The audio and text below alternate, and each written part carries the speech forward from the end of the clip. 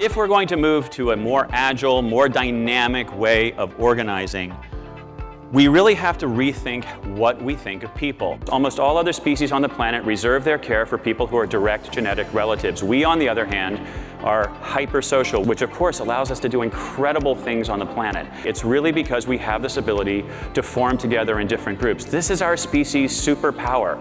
And this has led me to a career now where I actually try to help make organizations better. I work on performance, but I also work on culture. Over the last decade, I've worked with organizations like GE, Ford, Chanel, Spotify, with senior leaders of these organizations. I've also worked with numerous nonprofits and many other for-profit organizations.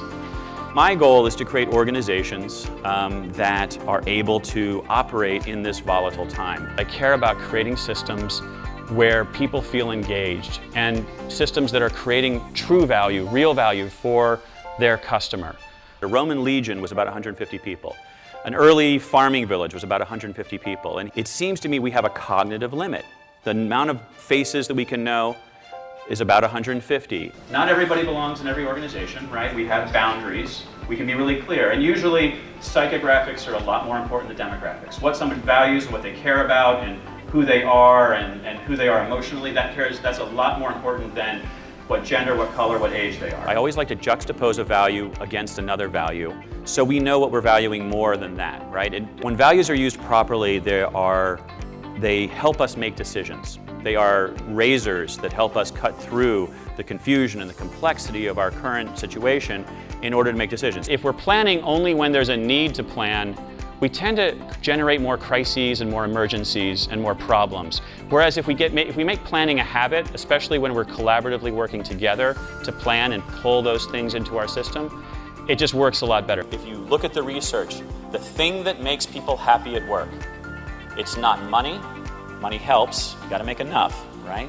We all gotta make enough, but it's not like I'm happier at the job that pays me 20% more than the other job. That's not the thing that makes me happy.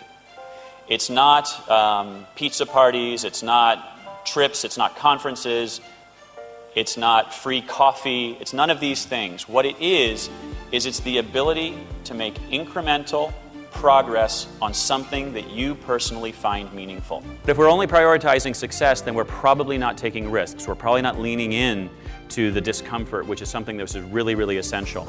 So if we prioritize learning and growth over success, I believe we'll actually be more successful. What's brilliant about this particular framework is that when you juxtapose two values in this way, you actually end up getting both of them, which is pretty awesome. All the process in the world isn't going to save you if you don't have an organization that has trust with each other, that respects each other. And if you do have an organization where people trust and respect each other, they will most likely find the fastest way to do stuff. So let's focus on this. We can make our lives better. We can make our communities better, and we can grow the kinds of people, the kinds of communities that change the world and make our lives a better place to be. Thank you all very much.